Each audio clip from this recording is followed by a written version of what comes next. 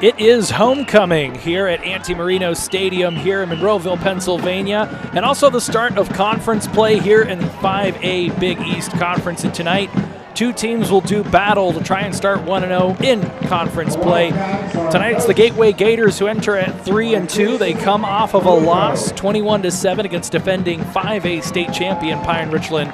And on the other end, it's the Latrobe Wildcats, 2-3. They come off of a loss as well. They were drubbed 35-7 against South Fayette. Hi everyone, Vince Russo flying solo tonight. Adam Gusky not with us this evening, so I will be on the call as we see the first conference action for the Gators this season.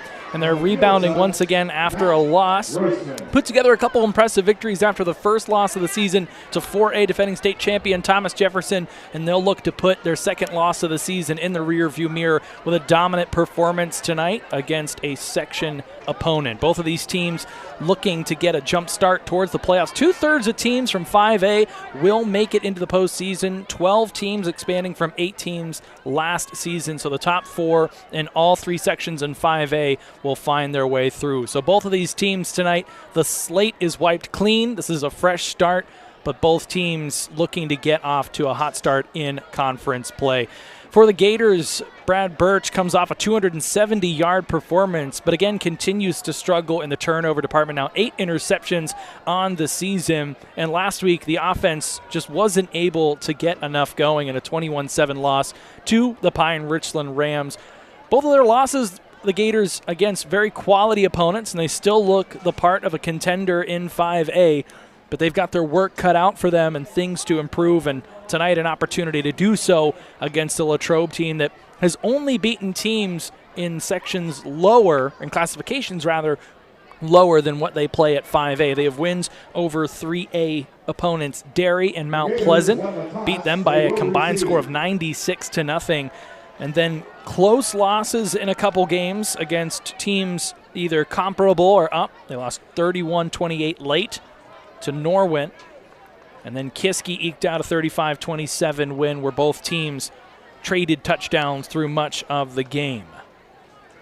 Beautiful evening for football tonight here, just east of Pittsburgh. And these games certainly get exciting. They mean a little bit more, and both of these teams start to take that initial step towards trying to get into the playoffs. For Latrobe, a team that hasn't been able to do that recently, trying to find a way to win games.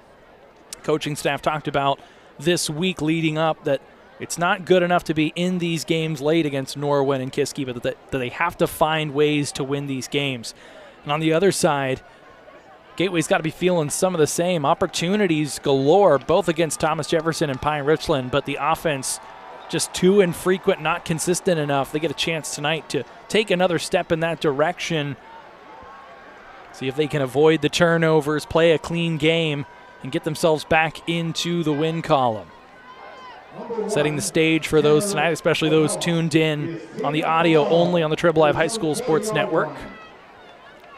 For those watching on NFHS, you get to see the full picture. Going to be kicking left to right are the Latrobe Wildcats in the white uniforms, white pants, black helmets. On the other side, Gateway with the black uniforms, black pants with gold trim and the gold helmets. Tanner Papella getting ready to get us started here. He'll kick off. And we are underway. This one trails toward the sidelines. Brett Birch will take it at about the 15-yard line, dances around, makes one man miss, still on his feet up over the 30, and drug out of bounds at about the 33-yard line. So decent field position to start for the Gators as they go to work on offense. Had been scoring an average of 33 points a game coming into last week's contest. Pine Richland limited them to by far their season's lowest total. Just one touchdown came in the first quarter, and then it was lights out for the Gators offense the rest of the way. They had a couple decent drives in the second quarter that ended in interceptions. And that really was the story. The momentum, the energy, the enthusiasm really left this building after that. But again, a clean slate today as they go to work in the gun. Brad Birch sends his brother Brett in motion. They'll swing it out to him. Pass a little bit high, but Birch able to corral it. Gets a decent block, able to make one man miss, and is drugged down up close toward the 40, so a decent gain on first down. Will make it second and short. After the motion turns into a swing pass brother to brother, Birch to Birch. Birch, one of 4 receivers for the Gators, as you see a decent bit of blocking there on the outside by Remy Bose. So Birch comes into this one, 18 catches, 210 yards, averages about 12 per, 2 touchdowns. Now they'll fake to Reynolds, they'll go up top. And that one just a little off the mark. Looked like Bodie cut inside while the pass went outside. So the miscommunication will bring up a 3rd and moderate. As I had thought that Birch on the first catch had gotten closer to the 40-yard line. They actually marked him down at about the 36. So that's going to bring up a 3rd and 6 here. See if the Gators go with the run for the first time tonight or keep it in Birch's hands behind center. Again in the gun with Reynolds to his right. 4 receiver set. Bose goes in motion. Good pressure there by the Wildcats as they're able to blow that up. That was a big story last week as well. The offensive line for the Gators, simply put, got manhandled by a very large defensive front for Pine Richland.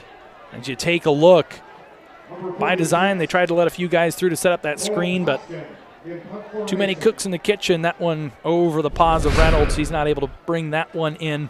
And so the Gators 3 and out on their first possession. We'll send the punt team out.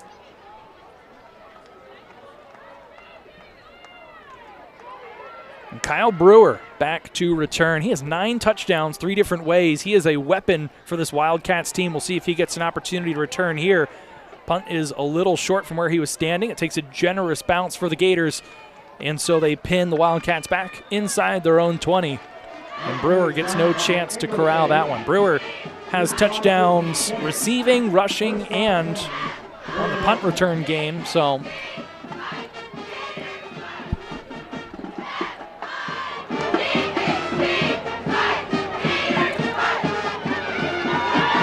the 19-yard line is where the Wildcats will go to work. Going left to right across your screen. And they too will come out in the gun.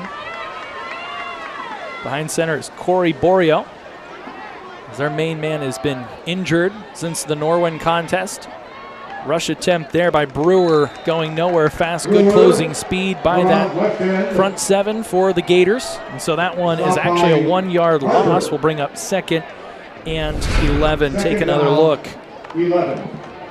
Went with the jet sweep, and Brewer might have had a chance to cut it up there. Kind of missed the hole, and Gators certainly made him pay. Bobby Fetter, the main starting quarterback for Latrobe, he is out.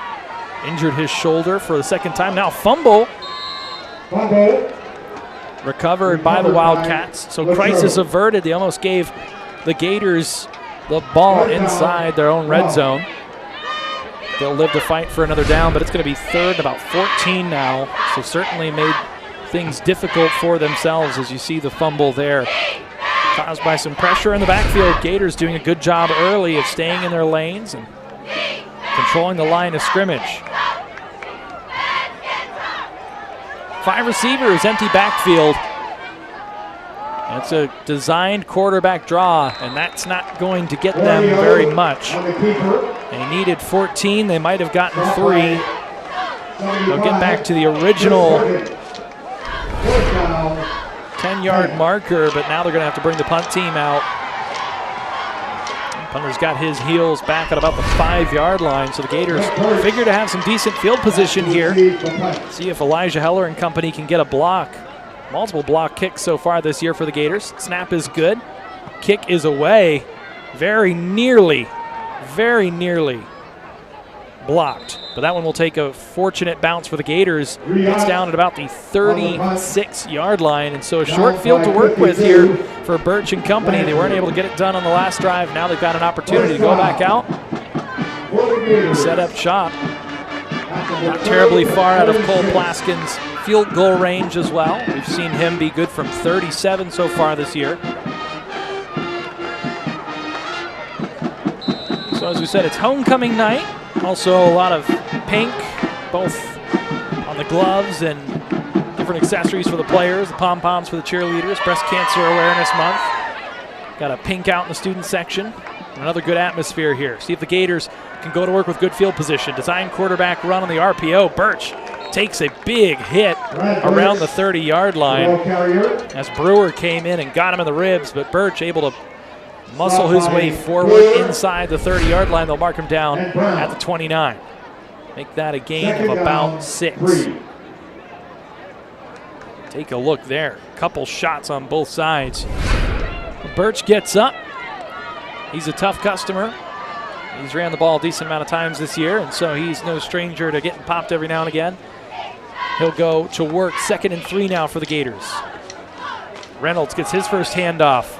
Initial hole closed up quickly, so he's able to make a few miss. The stiff arm, and he gets himself down inside the 25 to about the 21-yard line. That's going to move the chains. And an excellent second effort for Jaquan Reynolds. One of the nastier stiff arms we've seen thus far this season. Take another look. That first hole, not there. He's able to bounce it outside. Good vision, good confidence. Look at that. That's a grown man play right there. And a fresh set of downs for the Gators, as they are just a yard shy of the red zone here on their second drive. 8:40 left here in the opening quarter. Play action fake. Birch scans the field. Now he's going to run. He's got a blocker there. He's sprung. He's inside the 10, the 5, and he's gone. Brad Birch able to use those motors. His legs getting the job done on this one. Pulls it down. No one was open. Calls his own number and gets into the end zone. 6-0. Just a few minutes into this one.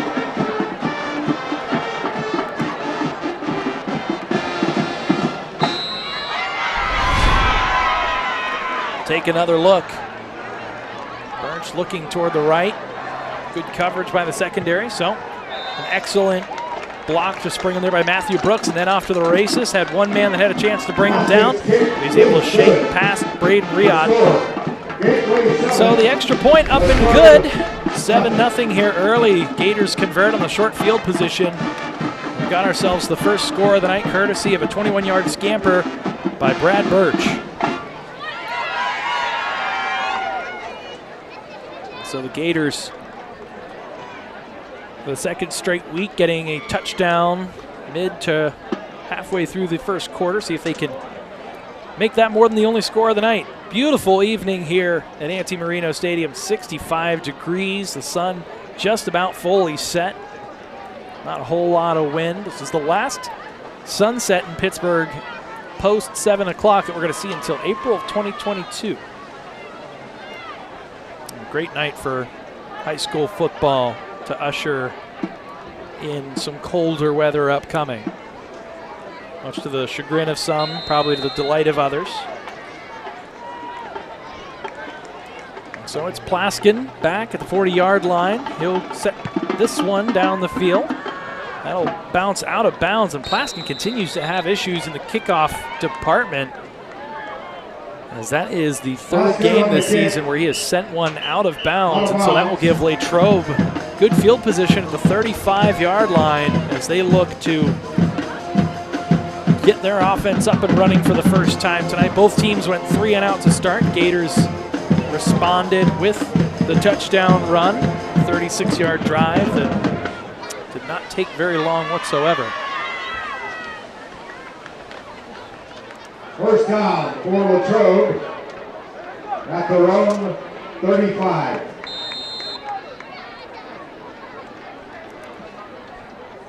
So 1st and 10, ball at the 35. They'll hand it off here. Good hole. A good pursuit there by the Gators. The carry there by Zach Geiger. Stop by 32. Boost. So they'll pick up a modest 3 yards on first down. Gain of 3, 2nd and This has really been the strength of the Gators so far this year, is excellent run defense, excellent defense in general. They were on the field much of the contest last week against a very talented Pine Richland. Gave up just 3 scores, including none in the second half. Another designed quarterback run here and a good push, as they're close to first down yardage, but a little bit short. That's Borio, the signal caller, keeping it there. And the 6'1", 200-pound junior able to make it 3rd and short upcoming. So much more manageable than the 3rd and 14 they faced the last time. See what the play call is here. Chase Sickenberger checks off. They bring in a little more size. 2 receivers to the right. And it will indeed be a run. And that is close. There was initial forward progress before the ball carrier was pushed back. Once again, that was Geiger. Stop by 55, Matt Brooks. And they're going to call it short. 4th down and very, very little. 4th down. And they're going to bring what appears to be the punt unit on. Not going to gamble here on their own 45-yard line. Latrobe going to try and make Gateway go the length of the field. Once again, a low snap, a good snap. Kick is away. Pressure made it hurried a little bit, but they get a really great bounce. That one will die at about the 21-yard line. And so the Gators will have to go 79 yards to pay dirt, but the offense made quick work on the last drive. Birch doing most of it with his legs. Reynolds with a nice carry as well. So we are off and running here, about halfway through this first quarter. See if Birch goes to the air. He's got no lack of targets. 4 receivers with over 100 yards receiving here in the early part of the season. See if they look Patrick Bodie's way. 384 yards, averages 18 per catch. 3 touchdowns on the season. Also helps to have Jaquan Reynolds there in the backfield. 544 yards from scrimmage in the first 5 games. And a jet sweep there, almost dropped. Moving his way forward and getting tackled up high from behind, and there's Jordan. That was a little bit of a risky play there. That one was bobbled by Jordan in the backfield before he was able to make some headway. Ultimately gains just a yard. Take another look. Birch sort of flipping that ball around, but Jordan able to corral it before taking on a good bit of contact there. Borio comes in, hits him right in the back.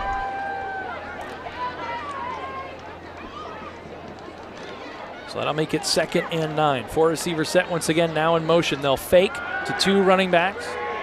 And trying to flip this one out to Reynolds once again. They've had a ton of success this season. Reynolds has been a great option catching the ball out of the backfield. 14 receptions, 209 yards on the season. For a running back to average about 15 a catch. That's a luxury indeed, but for the 2nd time tonight, Latrobe just got a little too much pressure and a little too quickly, and that one falls at the feet of Reynolds.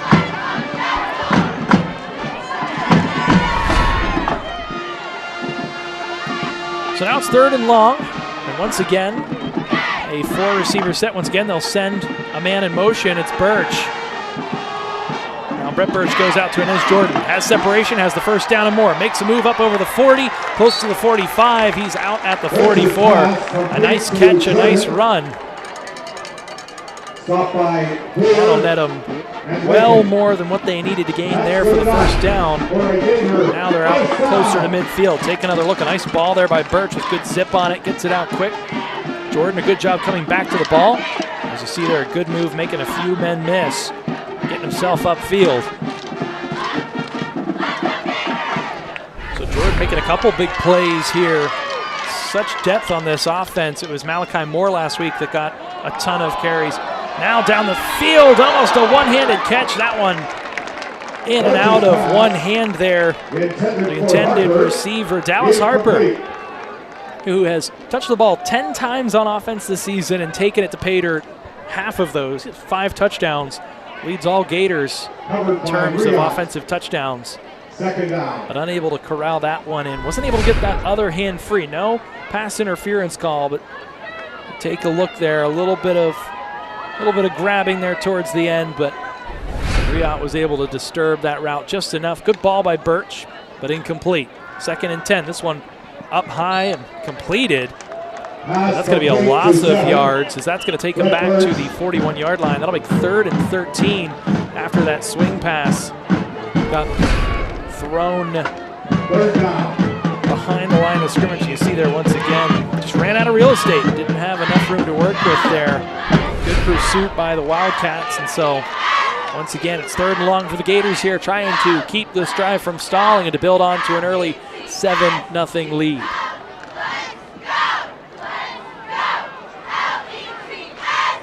Gators getting the play in from the sidelines. 3 receivers this time. Reynolds, the sidecar. 4 rather, trips to the right. They're going to send this one way up top, but that's well overthrown. But now a flag comes in.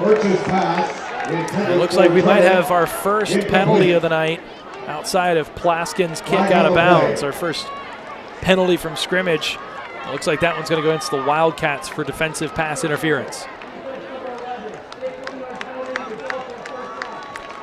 So that'll be 15 yards and an automatic first down. That's going to push the Gators into enemy territory for the 2nd time tonight. Penalty against the Wildcats. That's good enough for a Gator first down. As much as the Wildcats protest, that one is final.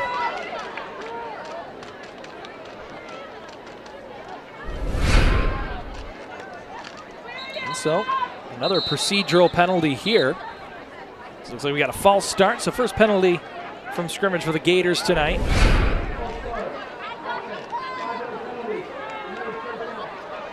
Five-yard penalty against Gateway.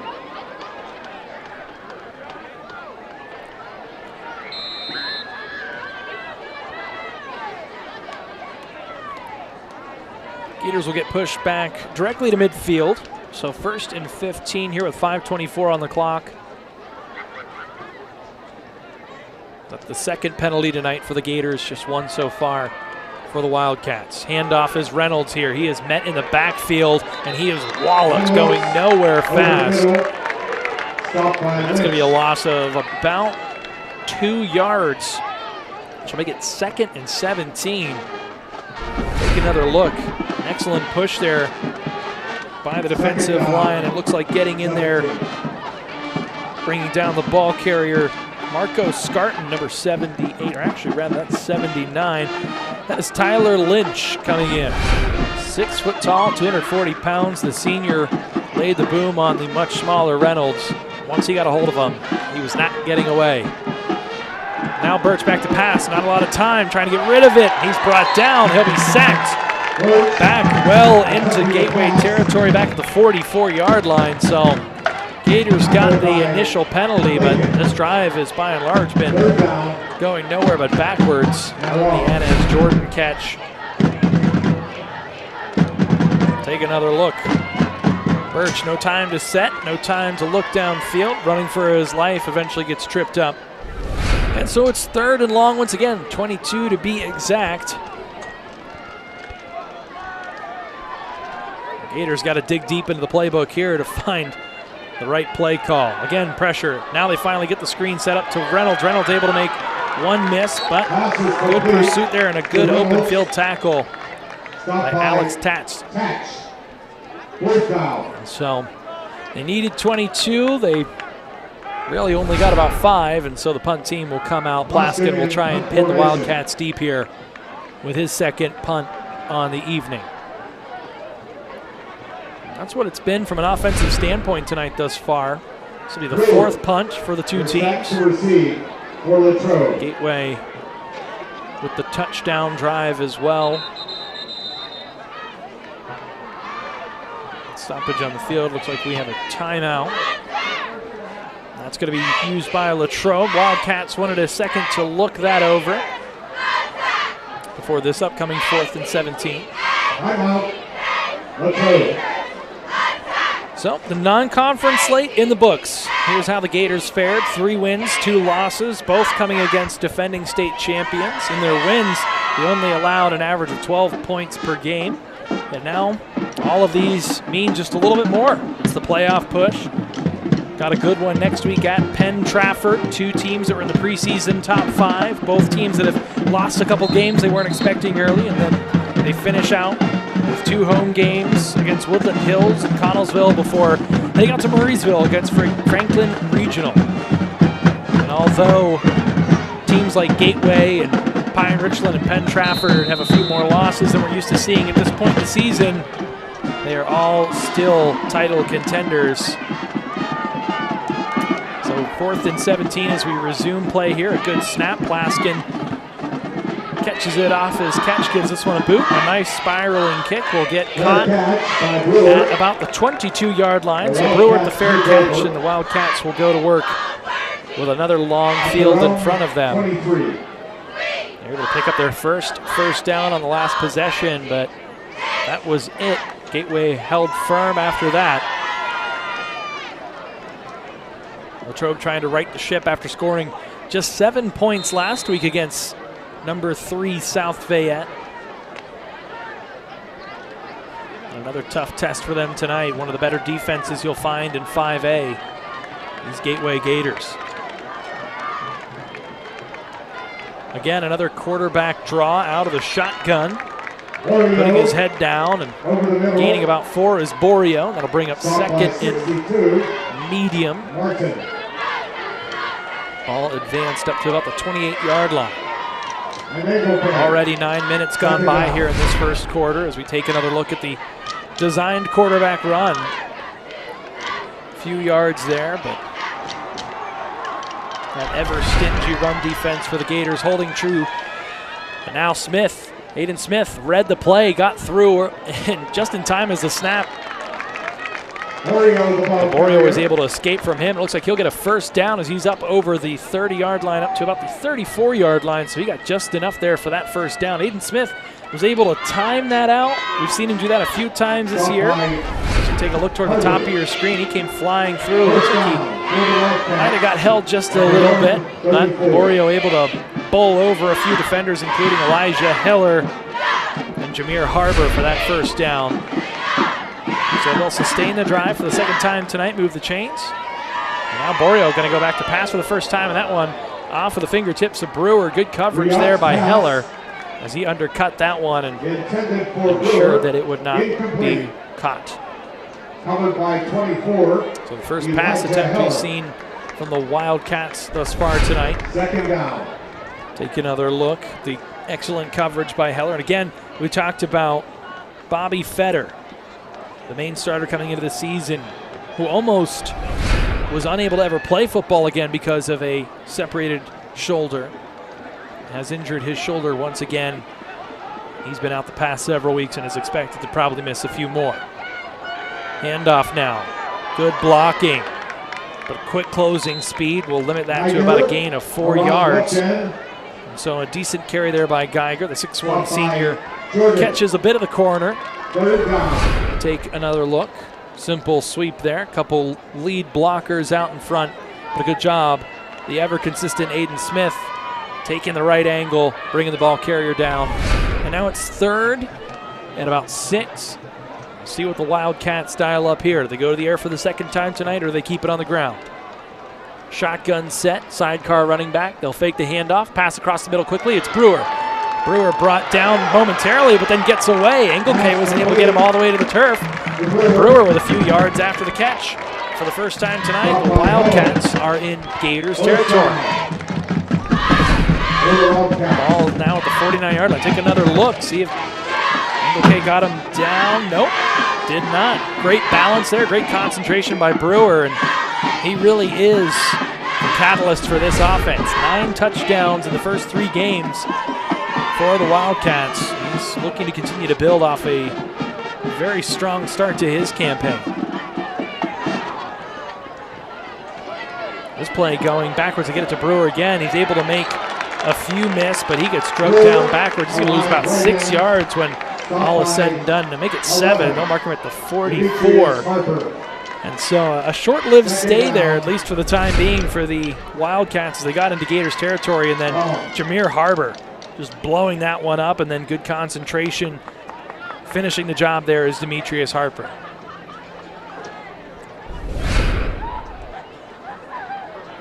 Harper's been a real ball hawk so far this season, one of the leading tacklers for the Gators, and has been excellent here in his junior campaign.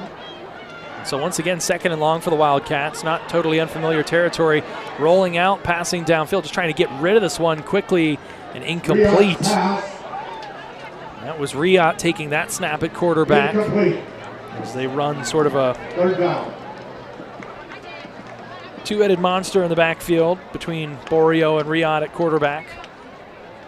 It's now 3rd and very long from the 44-yard line for the Wildcats. Another look. Good pressure. Harper getting through. Brooks and Harbor also in pursuit. Credit where credit's due. They got the ball out. It was very nearly completed to Colin Stevens. Stevens had a lot of backtracking to do, and that one hit the turf before number 11 could get under it. 3rd down. Pressure once again. They're going to set up the screen. Gators are ready for it. And they will stop this one before it gets more than a yard. And that will force 4th down. And an inevitable punt here. As that is the end of our first quarter. 12 minutes already in the books. Both of these teams moving the ball, but only one score to speak of thus far. It was Birch on a 21-yard scamper. Taking a look at the screenplay. It's Aiden Smith and Matthew Brooks. And then ultimately coming in and cleaning up is Kenny Lewis. So that Gators defense, another strong shutout quarter. That's their 3rd consecutive after they blanked Pine Richland to end last week's contest.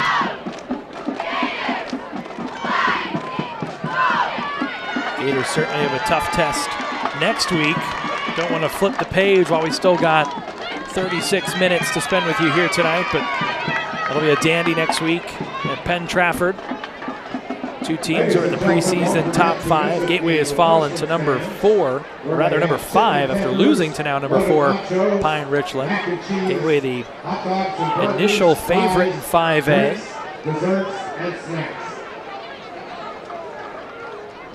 So a couple 3-2 teams next week set to do battle out at Penn Trafford High School.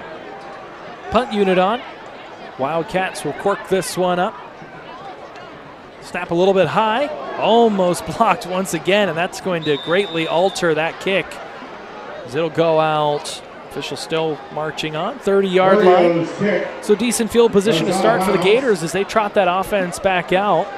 See if they can put together another drive.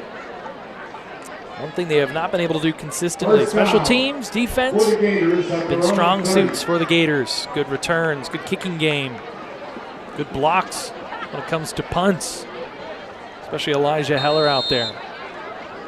But the offense, probably the biggest question mark left for this Gators team that looks to be a title contender this season. Trying to win their 3rd WPIAL title in 5 years. They got upended in these semifinals last year. Going deep on 1st down, it's Patrick Bodie. He's got a step, and he is gone. He is not going to lose many races. My goodness, look at that breakaway speed. One play, 70 yards, just a few seconds off the clock. And that is what a Division I wide receiver / defensive back looks like. A no-doubt home run reception there by possibly the Gators' most talented player. And that'll make it 13-0. Oh, an interesting view there from our replay crew. My goodness. They let that one slide, but it looks like Bodie just let go of that one before crossing the goal line. Comparable to Deshaun Watson or Deshaun Jackson a few times in his career, primarily with the Eagles. I've seen that happen. They always tell you, hang on to that ball until you get to the back of the end zone, then you can set it down. But my goodness, look at the speed of Patrick Bodie creating that separation after he catches the ball. He got separation from Braden Riyad in a hurry. And that is why the Cincinnati Bearcats have made that man an offer and will bring him into their program next year.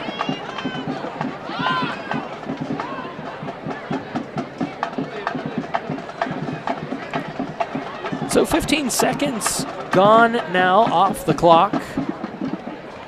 You see the coaching staff for Latrobe very likely probably contesting that ball was given up and fumbled before going into the end zone. But what's behind us is behind us, and it's now 14-0. Gators leading the Wildcats. This kick trails all the way down to about the 5-yard line. Taken there by Brewer. He's up over the 20 to about the 22-yard line. So once again, the Wildcats have a long field to contend with here as they stare down another opportunity, another possession against this talented Gators defense.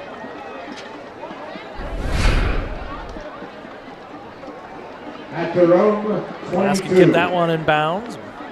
Brewer had the wall in front of him, but you look at the black jerseys closing in quick, and once again, it is Demetrius Harper making a play on the ball quick. So again, a long field to work with here for the Wildcats. They'll go to work on the 22-yard line. Man in motion, shotgun snap. Quarterback keeps it. That'll be up over the 25, to about the 28-yard line. Borio with the carry. So he'll get about 5. So the Wildcats halfway home, do another first down. See what they draw up here on 2nd and 5.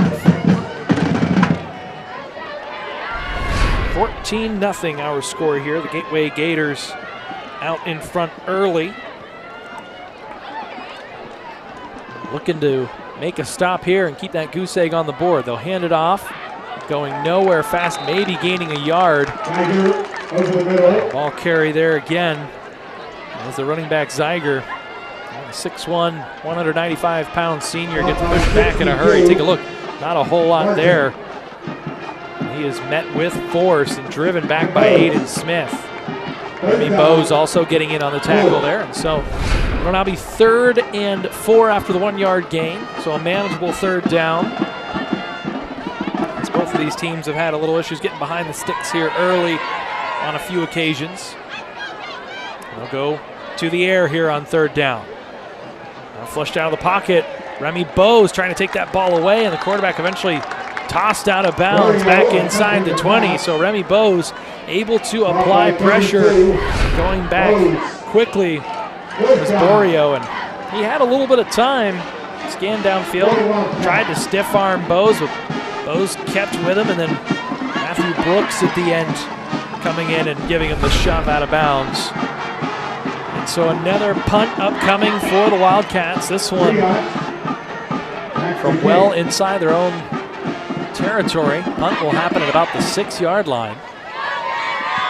And that one like a pooch kind of punt. It'll take a decent bounce. A Peter call from the Gateway Gators. They'll neglect to field that one, and so it fortuitously rolls all the way to Gateway's own 48-yard line, but still not a terribly short field. And as you saw in that last offensive possession, they have more than enough firepower to get down the field quickly. See if they look back Patrick Bodie's way after the 70-yard touchdown. Take a look at how Latrobe has fared coming into this one. The wins over 3A Derry and Mount Pleasant, a couple close losses to 6A Norwin, 5A Kiski, and then last week, not their best performance as they're defeated at the hands of the South Fayette Lions. And tough conference slate. The Big East has some good teams in it this year, including these Gateway Gators. Birch hangs on to it, calls his number once again. Was looking downfield, not a designed run, but able to pick up about 4 yards on first down. Stop by Brown. Take another look. Down, 7. Good protection, good job there by Bowes, clearing out space for Birch, able to keep his balance, gain a few extra yards there at the end. As the Gators once again back into enemy territory. Ball officially at the 49-yard line of the Wildcats. Shotgun again for Birch. He has 4 receivers. He's going to swing this one out quickly to his brother. Brett Birch able to make a few miss. Nifty moves down inside the 40-yard line. They needed about 7 there. Looks like they got about 10. So that will move the chains. Good little juke there, and then not quite able to get away from the caravan of Wildcats that came in behind him. Borio with the tackle there. So 1st and 10, 39-yard line. Gators are moving the ball with ease once again. But just as we say that, Reynolds gets dropped in the backfield. He's going to lose about 2 yards there. He's coming up quickly. Stop by 74. It's number 74, Aiden Sweeney. And just a missed assignment there. 12. Allowed the Wildcats to enter into the backfield without too much impeding them from doing so. So now it will be 2nd and 12 for the Gators. Ball at the 41-yard line.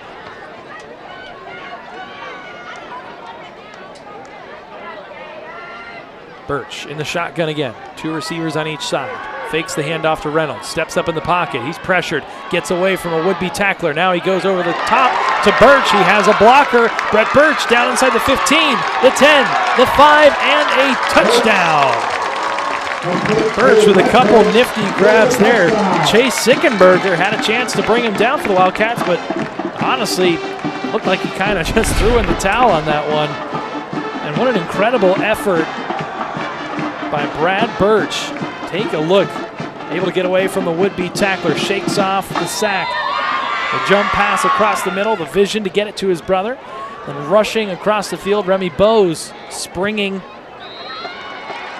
number 7 to the house. That was Braden Riot who kind of whiffed on the tackle effort there.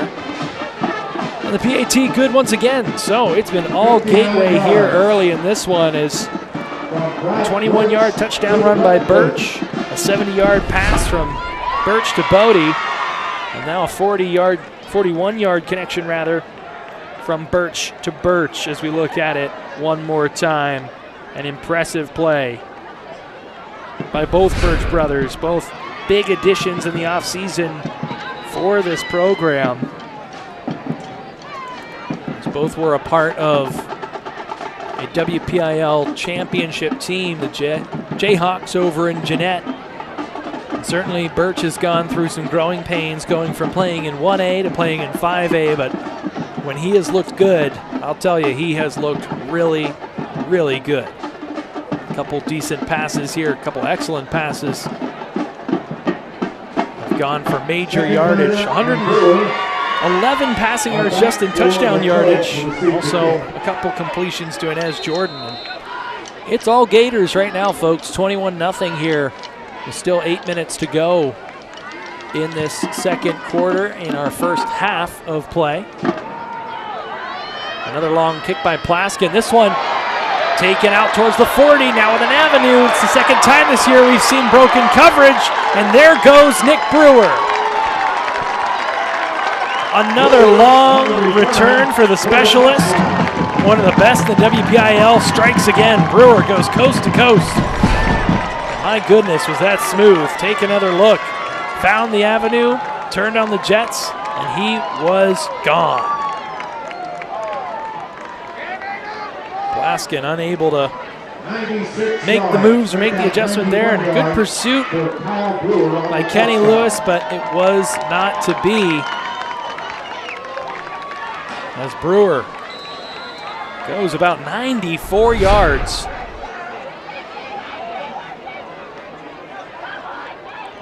And now the PAT. Papella up and good. That one's true. And so Latrobe answers quickly, cuts into that lead, and they get themselves their first points of the evening via special teams. Let's take one more look at that breakaway speed by one of the top return men in the WPIAL. Kyle Brewer, a 6-foot senior. He can fly.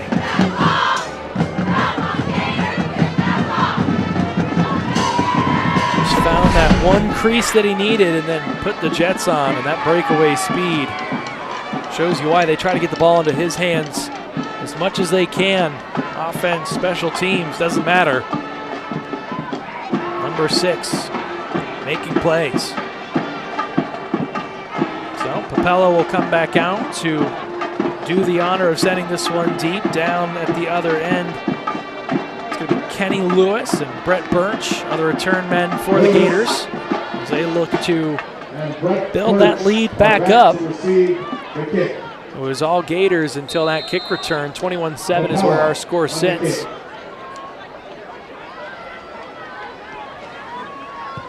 And a good boot there by number 1. Papella gets it to about the 11-yard line. Birch hesitates, looks to his left. He finds a crease. He's up over the 30. He's over the 40, and he's wrestled out at about the 45-yard line.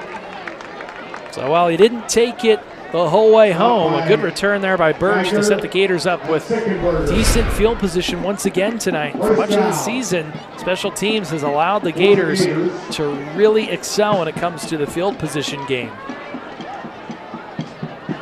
Birch able to outrun a few Wildcats before the combination of Chase Sickenberger and Zach Geiger wrestled him out of bounds at what they'll officially call the 41-yard line.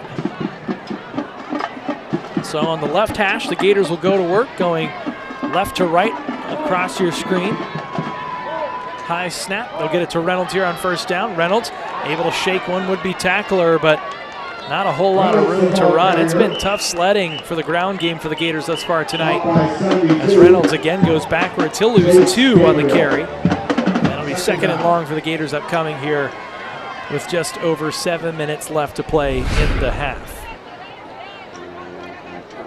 So knifing through quickly, number 9, Connor Lakin. He initiated the contact. Reynolds was able to shake him, but then a slew of Wildcats came in right after, brought him down to the turf. 2 receivers set. Brett Birch goes in motion. They'll get it out to Patrick Bodie. Bodie able to make 3 Wildcats miss. My goodness, is he electric. He's still on his feet. They can't bring him down. He's muscling through a slew of Wildcats, and he's into enemy territory, down to the 44-yard line. And my goodness, if it's not his agility and ability to juke guys out of their cleats, he's just running people over. Take a look. Able to fly past Brewer, then 2 tacklers. The big stiff arm there. A cut back inside as he's able to get away from Borio as well. Finally laying a big hit there. John Wetzel, but even that wasn't able to bring him down. It's excellent play design and excellent execution by Patrick Bodie. We got a false start against the Gators. That'll take 5 yards back. That long gain from Bodie, but they're still inside Latrobe territory. Ball at the Wildcats' 49-yard line. So please stay tuned. That's where they'll go to work. Now on the right hash, Birch settles in the shotgun. Fakes the handoff to Reynolds. He'll get it out into the flats. This is Remy Bose. Bose with a head of steam. He's able to get down inside the 45, inside the 40. That's where they will mark him down. So a gain of 9.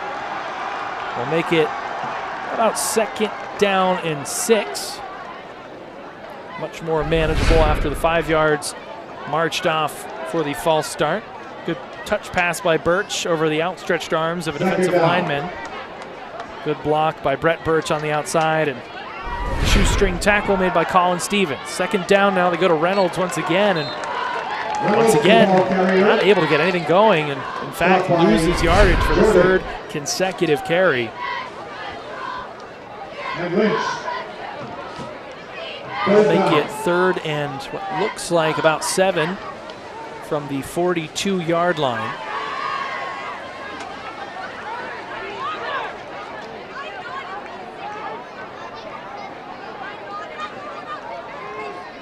The Gators will settle in. 3 receivers set. Reynolds again, the tailback. They'll fake the handoff to him. Now they're going to go deep toward the sidelines. They got Birch. He was held up. And it looks like we're going to have our 2nd defensive pass interference call in the evening against the Wildcats. Colin Stevens, the guilty party. And so that should be 15 yards and a fresh set of downs for the Gators, rather. Interference against Latrobe. That's exactly what it will be. So they'll march that off. That'll get the Gators down about the 27-yard line. So that's the 2nd time tonight a pass interference call has gifted the Gators 15 free yards and a fresh set of downs. And if I'm not mistaken, I believe both of them have occurred on 3rd down. So keeps this drive moving. Gators going to go up top. They've got Bodie, and he's able to come down with it. A beautiful catch. He went up and got it, absorbed some contact. Didn't matter. Braden Riot, at just 6 foot tall, wasn't able to compete with Patrick Bodie. He's got the extra 2 inches on him. And that heck of a wingspan. He just went up and got that one. That's a 27-yard touchdown. Birch's third of the evening. Bodie, his second time in the end zone. And pending the extra point, it is a 3-score game once again.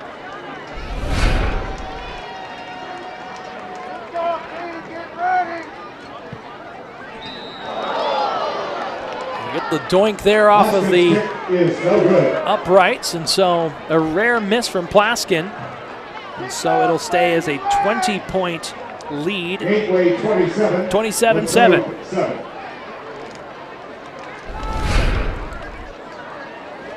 Viewers on NFHS seeing the replay. Is Bodie able to kind of contort his body, had to get his arms back behind him to make that combat catch, but was able to get around Riot, pull it down.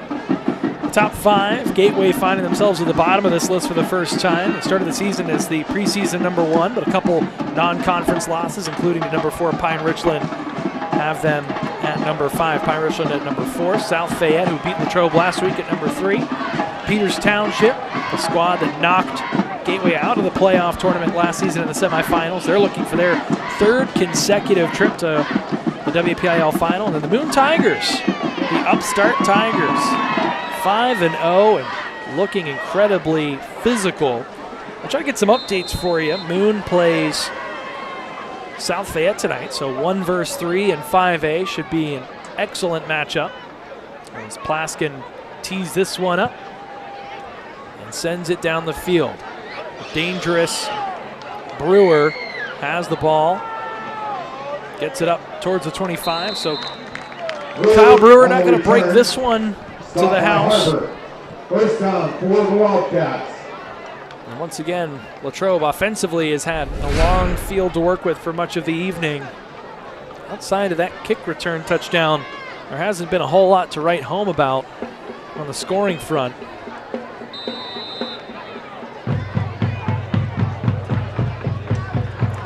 I do have an update for you. Moon and South Fayette tied at 7 close to halftime.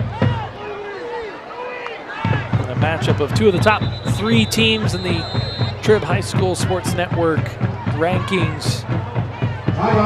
And a good litmus test for both of them.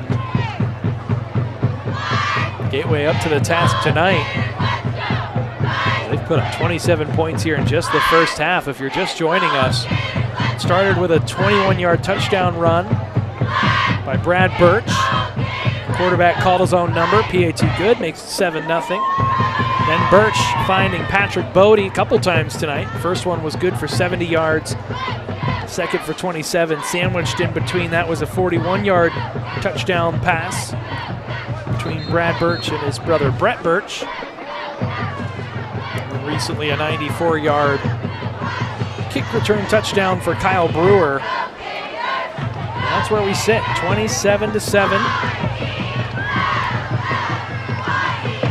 Franklin Regional up 13-0 on Connellsville.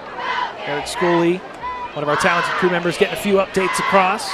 So that one pertinent to both of these teams. There's a big first down sack there, getting drugged down. Those are 2 guys you don't want to see in your backfield. That's Aiden Smith and Matthew Brooks, and those guys laying the boom on first down. And once again, this Wildcats offense stuck in reverse. Really no time whatsoever. Borio, as soon as he dropped back to start scanning down the field, he had 12 and 55 right in his grill. And so once again, 2nd and long, familiar with territory tonight for the Wildcats. Snap is good out of the shotgun, design run. Borio able to get some of those yards back, but not many. Looks like he'll gain about 3. And so it'll bring up 3rd and long, call it about 12 yards. As we dip to about 3.5 minutes left here in the opening frame. If the Wildcats can't pick this up, gives the Gators the ball back with a chance to put a few more points on the board before the half.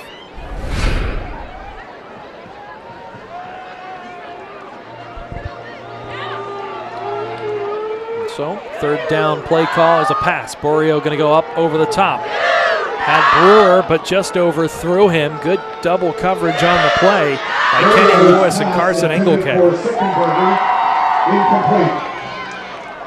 So with 3:08 on the clock, the punt team will come back out for the Wildcats. And Gateway will have another crack at putting a few more points on the board before we hit our intermission. Make sure to stay tuned here.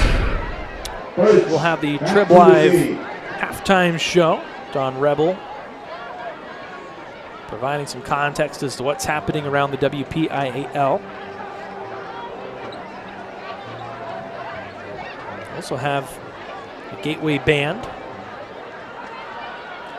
Snap is good. Kick is a high warbler.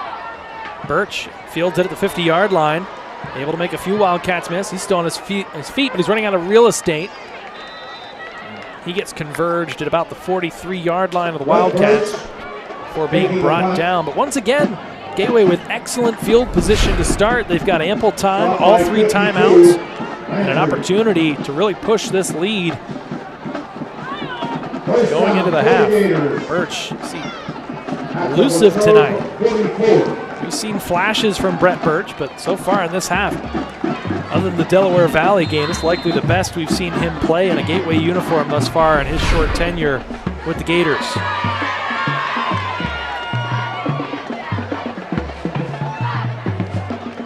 First and 10, high snap. Birch able to corral it, swung it out to Reynolds, overthrew him. Decent amount of pressure coming through the line by the Wildcats' defensive front. So back to the drawing board on what is now 2nd and 10.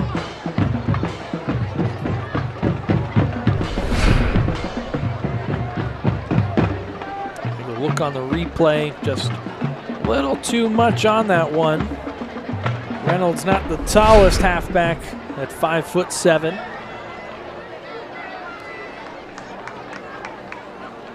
They'll fake the handoff to him here. Birch got hit on the hand when he threw that one, but no matter. Brett Birch went up and got it, but he is out of bounds.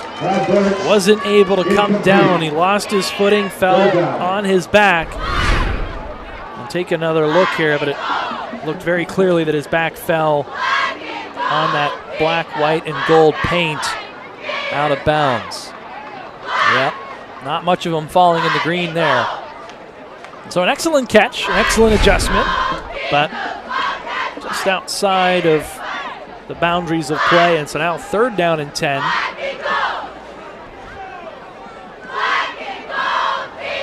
Gators trying to avoid giving the ball back to Latrobe with time to score. They'll hand it off to Birch, and Birch is going to be drugged down in the backfield. The jet sweep going nowhere. And who else but the one shining star for this Latrobe squad, Kyle Brewer, coming in and making a great open field tackle. And so that drives the Gators all the way back to their own 49-yard line, brings up a 4th and 16. And based off of what we've seen the last few weeks, I would not be surprised to see the quarterback pooch punt here out of the shotgun from Brad Birch. Looks like by the same token, they'll take this clock down before they make any decisions. Likely we'll see Don Hall take his first time out of the half. A wise move by the Gators coach to bleed this clock down. Still though, just under 2 minutes left in the half for the Wildcats, should they be able to start to get the ball moving. That's been a tall order for them tonight against this Gators defense that already only averages about 14 points against per game. A bit of fog here settling in later in the evening. See if that impacts play. Still seems decently visible down on the field. A nice crowd here tonight for homecoming. Student section all in pink for Breast Cancer Awareness Month. As we said, 65 degrees. A nice breeze has rolled through. We're that nice part of fall here in western Pennsylvania where it's cold, but not too cold just yet. See how long we stick with that now that we've officially dipped into October.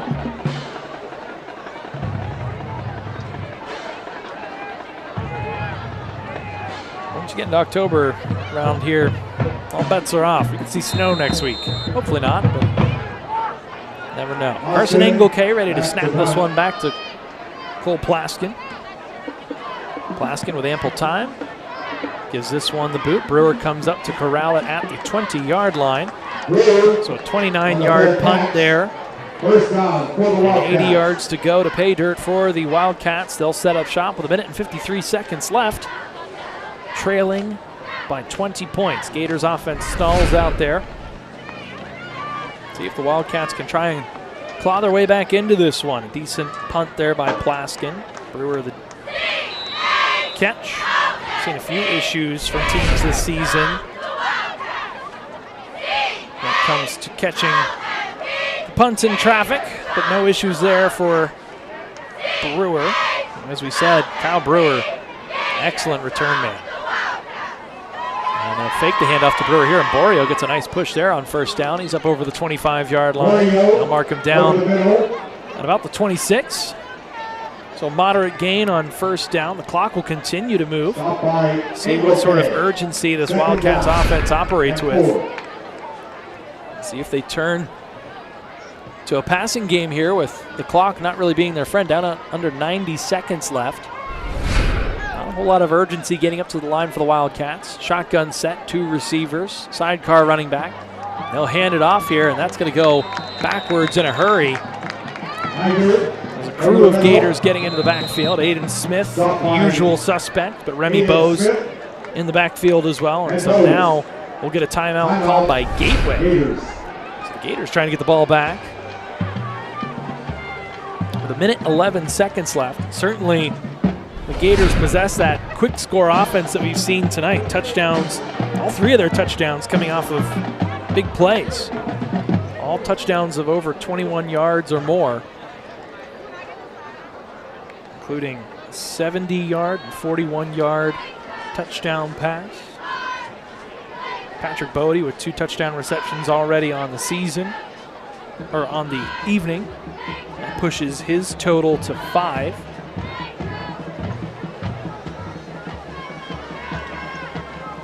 Brett Birch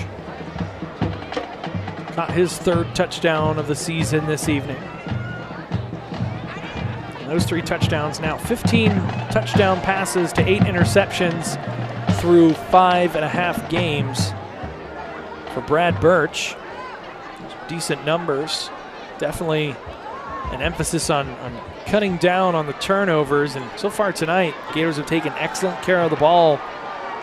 Other than the laps and the kick coverage, really haven't made any mistakes that have been noteworthy. And so now they'll look to get one more stop, use whatever time they have left. If it's an incomplete, they'll get a chance to get the ball back. Gateway with no timeouts left. So they can't stop the clock. We'll go the end around here with Brewer. Brewer able to get it just enough space to get the first down, and so Gators offense will have to stay on the sidelines. That's for just the 3rd time tonight. The Wildcats move the chains. Or no, they're going to mark him short. I thought that Brewer had made it where he needed to go, but an excellent job by the Gators defense forcing him out of bounds before he got. And I'm not so sure about that. They definitely have a better view than we do down at the sidelines, but it certainly looked like he got that ball across the 30-yard line before he went out of bounds. So he did go out of bounds, did Brewer. So the clock stops with 1 minute and 5 seconds left. A punt here will roll to about the 42-yard line. So with 55 seconds left on the clock, 54.5 to be exact, the Gators will have an opportunity to go 58 yards, and certainly we've seen them do that in just a few seconds tonight. Connection from Birch to Bodie. See if they can dial it up one more time here, put some more points on the board. Like we said, stick around. We have ample content to get you through halftime, so stretch, grab a snack, but don't stray too far. Plenty of good stuff happening here tonight on NFHS and the Trib Live High School Sports Network.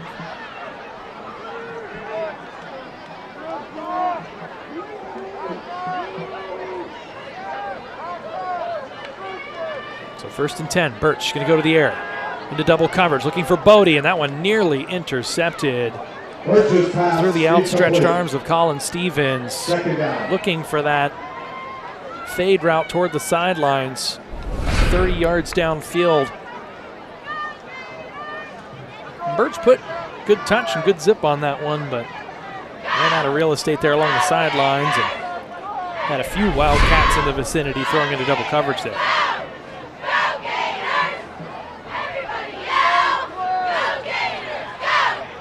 So 2nd down and 10, ball at the 42-yard line. Gators once again with a 4-receiver set. Fake the handoff to Reynolds. Now they'll give it to him out of the backfield. Reynolds with some room. He cuts it inside. Needs to remember, Gators don't have any timeouts. They're going to have to rush back to the line. Birch heading up towards the 40. As it is a gain of nearly 20 yards. They're at the 42-yard line. 16 in total. Clock continuing to run at 35 seconds. First down. And that's where they will clock it. Good hustle there by Birch. The Gators have to be cognizant. They have no more timeouts to work with. Limited time on the clock. They cannot get caught and tackled inbounds.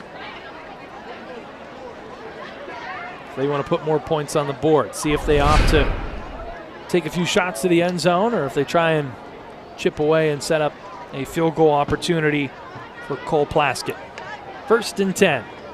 Fake the handoff. They'll go with the timing route. Excellent pass and catch. That's going to go out to the sidelines. Dallas Harper coming down with it.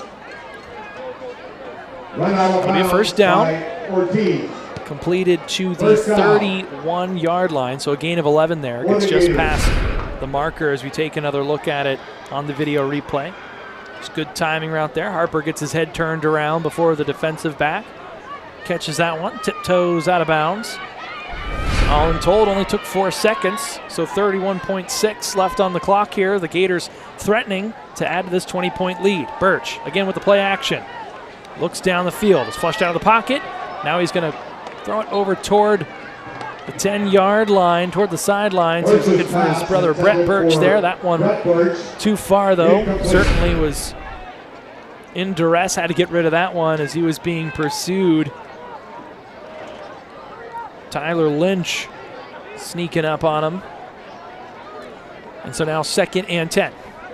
25.4 seconds now left on the clock. Ball still at the 31-yard line. Probably just a little outside of Plaskin's field goal range.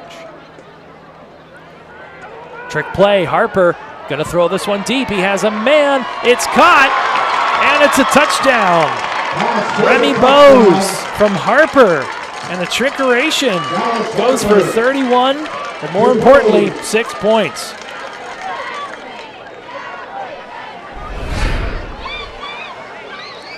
Well-designed play. Harper had ample time to throw, allowed Bowes to get a few steps on the defensive back. And Bowes just slipping past Connor Lakin, who fell asleep back there on defense, and now Gateway up 26, looking to make it 27 with the PAT. And as Jordan with the hold from the snap from Carson Ungelkang, Plaskett is good, so he atones for the previous miss. And it is now 34-7 here in just the first half of play. The Latrobe surrendered 35 in total to South Fayette last week.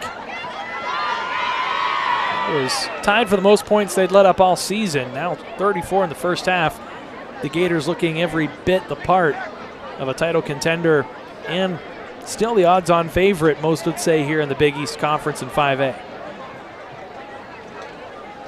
So that'll leave just 18 seconds for the Wildcats to work with. Let's see if the Gators opt to keep it out of number 6's hands. Kyle Brewer with a 94-yard return earlier this half.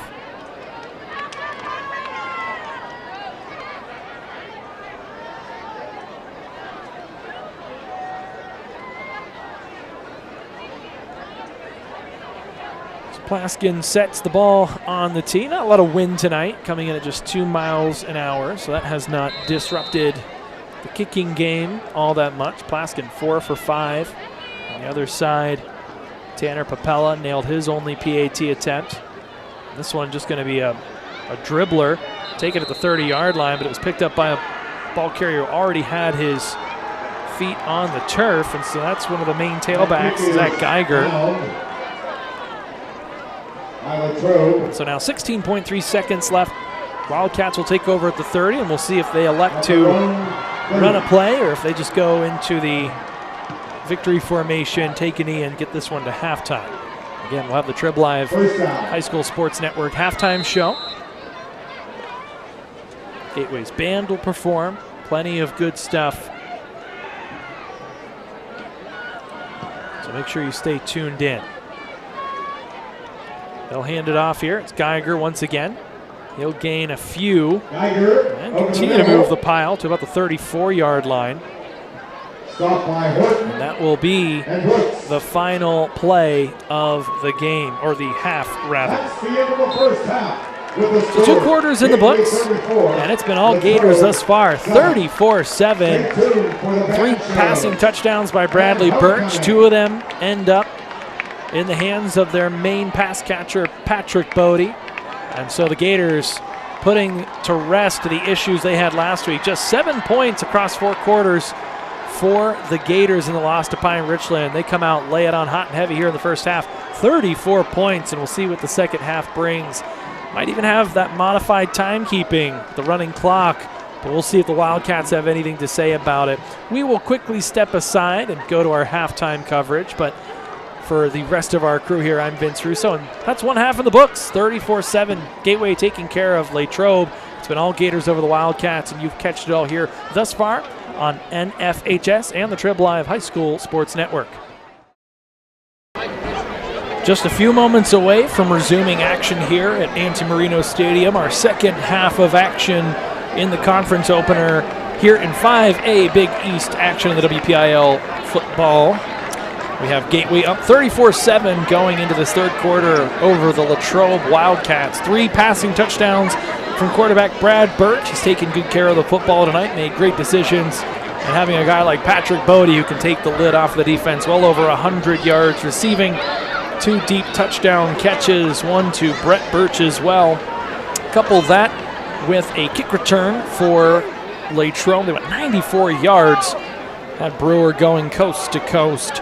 And that has been just about most of our scoring thus far. Had a trick play before the end of the first half where Dallas Harper was able to heave it up to Remy Bose. And so that's where we stand at the moment. So far, a bit of a blowout. We'll see if Gateway can keep that pedal to the metal or whether or not Latrobe can find a way to try and get back into this one. I want to welcome our viewers both on NFHS and the Trib Live High School Sports Network.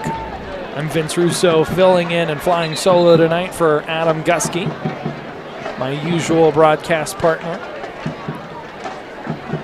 And so we've got 24 minutes of action left here tonight, and what we said is the conference opener. It's homecoming night here. They crowned the homecoming queen at halftime. Got the pink out student section, breast cancer awareness as we take our first day into October. As we've talked about, it feels like a fall night out there. The temperature's starting to dip a little bit underneath 60, but still a really great night for a football game. Kicking off and going left to right across your screen, Cole Plaskin and the kicking unit for the Gateway Gators. As going right to left will be Brewer and the Wildcats. That ball nearly trailed out of bounds. Plaskin has had some issues with that this season. But the kickoff toes the line and goes out of bounds in the end zone. So that will be a touchback. Ball will be pulled out to the 20-yard line, and that's where the Wildcats offense will go to work after not really mustering up a whole lot. A handful of first downs and no points to speak of. As we said, their only 7 points came off of a long kick return by the aforementioned Kyle Brewer. They'll get another crack at it here, see what adjustments both teams made in the locker room at the half. And we are underway. Wildcats keep it with the quarterback once again and getting walloped after not going really anywhere is Corey Borio. Stopped by Harper and Smith. And that will No be gain. Second down. no gain on first down. So 2nd and 10 upcoming for the Wildcats. You see them there in the white uniforms, black numerals with some orange trim on the outside, the black helmets. Gators with the black jerseys, black pants, gold numerals and trim, and the Vegas gold helmets with Gators written. Another carry here. Looked like Borio kept it again. Still not a whole lot happening. We'll go forward this time. A gain of about 2. So that's going to bring up 3rd and 8 here. Another 3rd and long upcoming for this Wildcats offense that doesn't seem too inclined to try to move the ball through the air. And they have just been met with full resistance on the ground when it comes to trying to get past this vaunted front 7 of the Gateway Gators. See what they dial up here on 3rd and long. 3 receivers set, a running back on each side of Doria. He'll get the snap, hand it off to Brewer. Brewer able to get some separation, but he's not going to get enough. He got up over the 25, down to about the 28-yard line, but he needed to get to the 30. They officially mark him down at the 27, so it'll be 4th and 3. We very likely will see the punting unit come back on. Looks like Braden Riot's back to give this one the boot. Lead is 27. If it gets more than 35 here in the second half, we'll see the modified timekeeping come into play. It'll be a running clock. But Gateway's got to score some more points before we see that happen. Punt not terribly far. It'll be down at the 48-yard line for the Gators. So once again, seems they've started most of their offensive possessions in between those two 40-yard lines. And they'll have 52 yards to go to pay dirt for this first drive of the second half. They saw their last drive of the first half stall out before punting it back with just a few seconds left. Take a look at the Big 5 Big East Conference standings through non-conference play. As we said, that first column, the slate is clean. These teams are jumping into it tonight. As we saw, Franklin Regional was leading Connellsville. We also know Penn Trafford and Woodland Hills set to do battle after the Wolverines had a game forfeited last week due to COVID concerns. Now a handoff, a big hole for Jaquan Reynolds. Reynolds with a full head of steam, but this one's going to come back. A holding call against Patrick Bodie is going to cost the Gators a long touchdown run by Jaquan Reynolds. There will still be some bit of a gain as it's a 10-yard from the spot of the foul, but that one could have went for a whole lot more. And the Gators can't believe it. Coaching staff livid on the sidelines. And so that unfortunately will wipe points off the board for the Gators and take away a very impressive run by the aforementioned Jaquan Reynolds. And what a beautiful job. That hold. You see Bodie there on the outside, on the top of your screen there rather, with the hold. Still good for a first down for the Gators. It still stands as a gain of 12 for Reynolds, but he certainly would have liked to have had a 52-yard touchdown attached to his name. See if they go back to him here on first down and 10 now from the Wildcats 40-yard line. They're going to go deep to Bodie. Bodie up top. There was a decent amount of contact there. He wants the flag. He's not going to get it. The coaching staff for the Gators is absolutely livid. And there was, based off of the amount of contact we saw, called for a couple pass interference penalties in the first half against Colin Stevens. It did seem like Braden Riot was really on top of Bodie. Take another look here. You can see it for all of our television viewers. Yeah, a grab there up around that horse collar area. And so definitely enough ammunition there for a call to come in, but none does. And so we play on 2nd and 10. The give is back to Reynolds.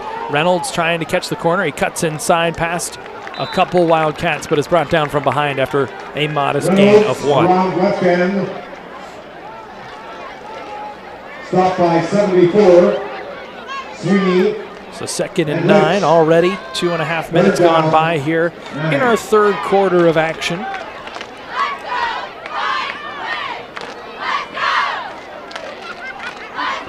Gators with a bit of a tune-up before a big-time matchup next week against Penn Trafford. See what they get here on 3rd and 9. Play action fake. Birch evades a few would-be tacklers, and now once again it's Reynolds, and once again a penalty against Bodie. And the coaching staff again can't believe it. It looked like Bodie just simply tossed the defender to the turf. And again, Reynolds saying, what does a guy got to do to get a big-time gain here on a play, as this one's going to come back once again. And if you're a Gators fan, you probably have some ammunition to feel a little slighted here, as it looked like Bodie was finishing his block and just sending the defender to the turf, but instead they're going to call it a hold. See if we can catch that here on the replay. It's a good job by Birch to roll out. You see 4 defenders in pursuit. You'll see Bodie right there finish his block, and that's exactly when the penalty comes out. And now we're seeing a conference of the officials down at about the 35-yard line. And again, unfortunately for Reynolds, those are 2 big plays. I'm getting word that there might be an additional call for an illegal man downfield. If that's the case, this is going to take it from a 3rd and decent, but now it's going to be 3rd and a country mile.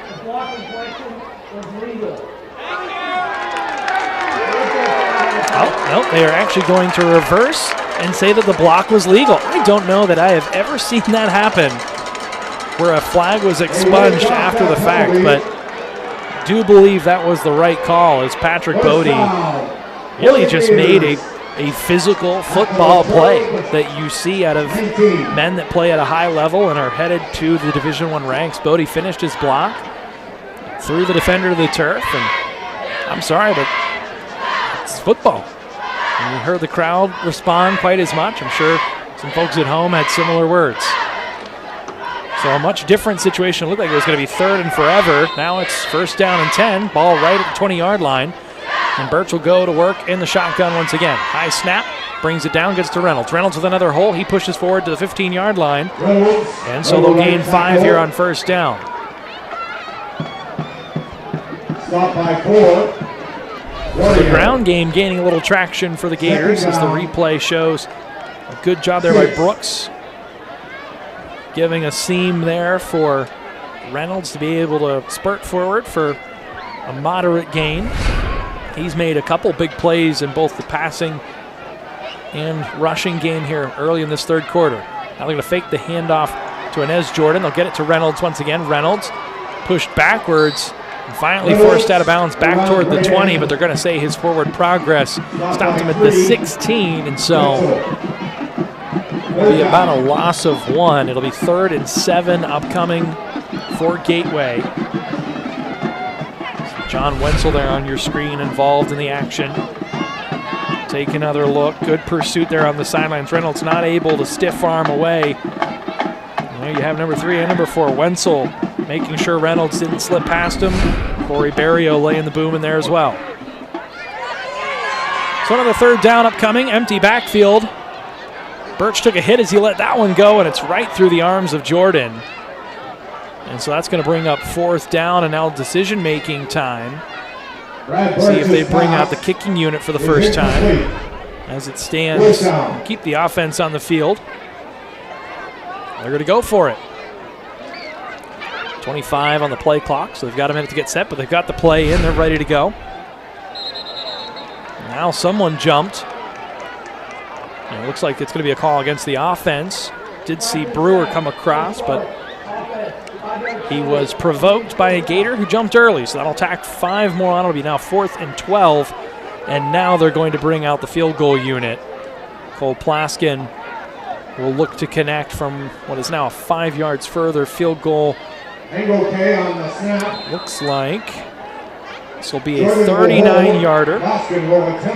Plaskin was tried and true from 37 in the first game of the season. We haven't seen him attempt too much else. He had one blocked as well. This one is up. That kick is a beauty. That one's straight through, and Plaskin good from 39 yards. Probably would have been good from 49.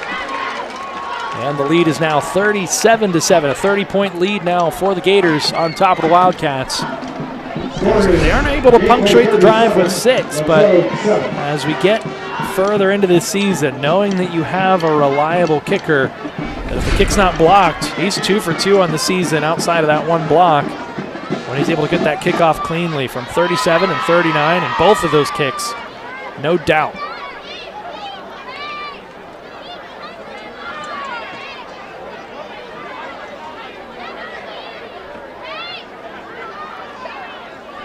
So 37-7, Plaskin will trot back out onto the field to tee up the kickoff and look to send it deep once again.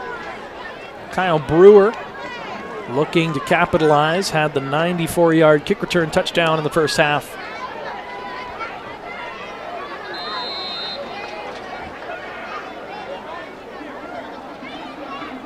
Plaskin sets. Kick is off. This one a high, winding kick will be taken at about the 4-yard line. Brewer hesitates, assesses. No hole really opens up. He gets up to around the 20, and he's met by a wall of Gators there. And so it looks like they will mark him down. Looks like he got to about the 21-yard line. That's been one of the big tales of this game. Wildcats have had most of their drives start between the 20 and 25. Gateway has consistently had a field of 40 to 60 yards to go to work with due to decent field possession, game management, special teams play. And so another long field to work with for the Wildcats. They'll go with a shotgun snap pass. They were looking to set up the screen there. That one's batted away. An excellent play. They're looking for Zach Geiger, but Jameer Harbor able to get in front of that one. And if he would have been able to get another hand on that, he might have been off to the races. Take another look. Borio tried to sell it with the eyes. Not a very strong throw there, and Harbor just able to bat that one away. And so 2nd down and 10 upcoming.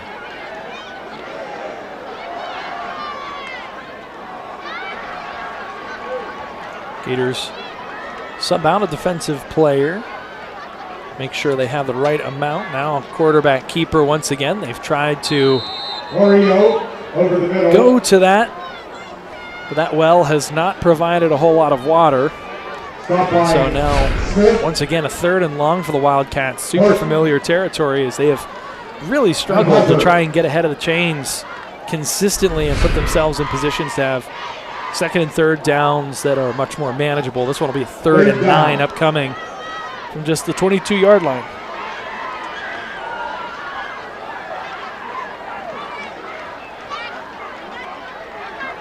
Wildcats graduated their top rusher, passer, and receiver last year. Borio going to go deep here. Has a man. There was a bit of contact, and that's going to be a pass interference penalty. Borio's pass. He's getting just a little too aggressive on the outside. There was Kenny Lewis. Kenny Lewis kept Chase Sickenberger from making the reception, but got just a little too physical there on the outside. That's going to be 15 yards and a 1st down. And for the Wildcats, you'll take it any way you can get it. For the Gators, it's one of very few mistakes we've seen for the home team thus far tonight. Take a look. A much better ball this time by Borio, the signal caller. 6'1" junior. That's going to be called every time. It certainly was this time. So that moves the ball out to the 37-yard line. And it is a fresh set of downs for the Wildcats. And now we see more laundry. And it's a false start. The 2nd procedural penalty we've seen against the Wildcats thus far this evening.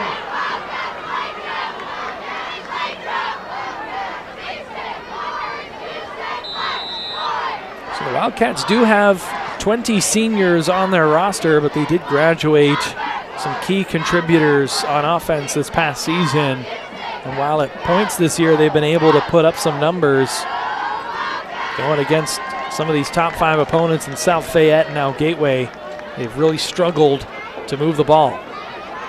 They'll go to the air once again. Borio, no time to throw, though. He's wrapped up by Brooks and brought down all the way back at the 20-yard line. That's going to be a major loss and will once again set up a second and very, very long. Matthew Brooks. Super consistent. This might be his best effort of the season thus far. Takes no time in getting to the quarterback. As soon as he got a hold of him, he wouldn't let him go. So it's officially 2nd and 27. Ball is marked at the 20-yard line. They'll hike it from right around the right hash. Going right to left here on the field at Auntie Marino Stadium. They'll fake the jet sweep. No options. Borio trying to find someone downfield. He is walloped as soon as he got rid of that ball. And the only person that was all that close to it was Kenny Lewis. But my goodness, did Borio sustain quite a hit. As he's taking a deep breath after that one. He knows he took a shot there. Take another look at the replay. Fake the jet sweep. No options. Quarterback tries to roll out. That's Jameer Harbor coming in and laying the boom. A good job not hitting the quarterback too high or too low. Now some wholesale changes on offense. You have multiple substitutions coming in and out. Alex Tatch leaves the field.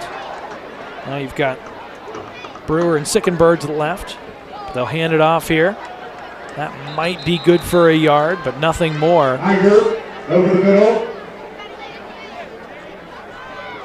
And so we'll see the punting unit once again as that's 4th down and still 26 yards to go. And so the pass interference call doesn't come back to bite the Gators after all.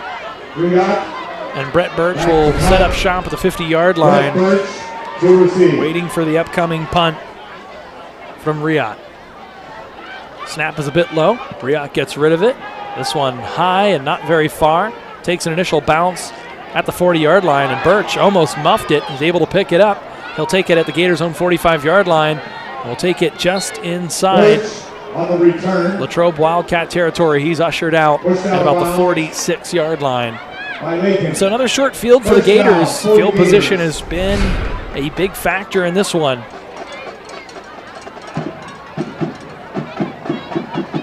As Birch quickly sets up shop. See the quick reversal. Gets to the sidelines. No real blockers there to speak of those, so the damage is limited by the Wildcats. So we'll see. Can the offense punctuate this drive? They added 3 off of Cole Paskin. He was good from 39 yards, a season long. This one over the top. That's Patrick Bodie. He's got some separation, and he's down inside the 10-yard line, and he thought he was gone. But a diving touchdown-saving tackle there by Braden Riot. What a beautiful pass and catch. Play fake. Nice touch on it right across the middle. And Bodie, he was wide open. No defender within 5 yards of him, but good closing speed there by Riot to save 6, but might only be for the time being because the Gators are knocking on the door once again. Ball at the 6-yard line. For all the points they've scored tonight, this is the first goal-to-go situation they've had. Most of their touchdowns have come from greater than 20 yards. Reynolds gets the handoff. He gets the edge, and he's in. Reynolds from 6 yards out. That's a touchdown for the Gateway Gators. And they have blown this one wide open, and now we're into the modified timekeeping. So that's going to make this a 36-point lead for the PAT upcoming. Take a look, a good reversal there on the draw play. Reynolds able to counter away from the defense and use his speed to get to the back of the end zone. And Reynolds had a touchdown called back earlier in this one. Was able to get it in the end zone this time. Plaskin up and good. So make it 44-7. All Gators in this one. They've put together some dominant performances. They do have the 2 losses on the season, but some very dominant wins over Penn Hills, over Bethel Park. Those ones, the 2 of note, where they put up almost 100 points between those 2 games, allowed just 26 points in general. So they are well on their way to starting this conference slate out with a W. If you're Latrobe, we've had some close calls this year against some quality opponents. Narrowly lost to Kiski, an upstart Cavaliers team that's 5-0 on the season.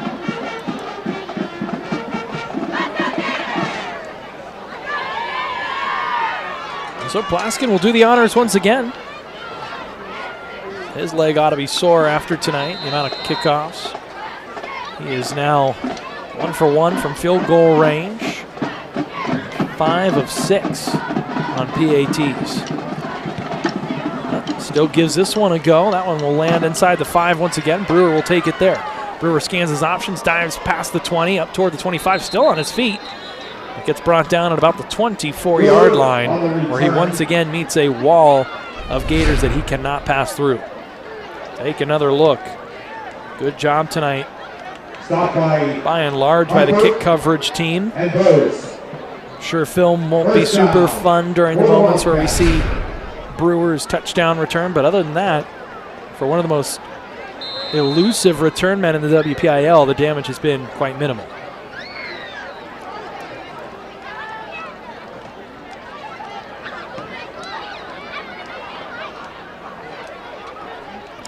So first down and 10. Wildcats going to go to the air once again. They'll get it to Brewer. Brewer makes a catch in a tight window there. A good ball by the signal caller, Borio. So Carson Engelke, we haven't heard his name much tonight. The long snapper and safety comes up, makes the tackle. Take another look. Nice quick pass across the middle. Sure-handed Brewer able to see that one in. That'll move the chains. As Latrobe trying to get back into Gators territory, their opportunities have been far and few between. A screen out to Brewer. They're going to call his number again. He's able to make one man miss. Gets tackled up high. The gain will be minimal, as he'll net about 3 yards on the screen pass. Stopped by Harper. Was able to make one Gator miss, but then Demetrius Harper and a crew of other Gators came in and swallowed him up before he could get too far. Elijah Heller tripped him up initially, and then Harper, Brooks, Engelke, all flocking in on that tackle. Harper looked a little slow to get up on that, but he remains in the game. Now it's a quarterback keeper, and Borio able to gain again about 3 yards, so it'll set up third and about 4 upcoming.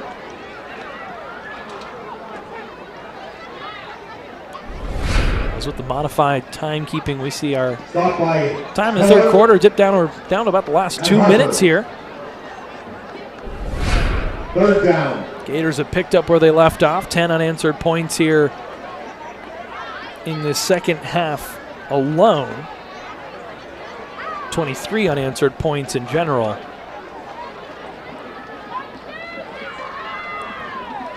So third and manageable. They'll hand it off here. An initial hole evaporates quickly, and it'll be a gain of just 1 yard for the tailback. That's Geiger.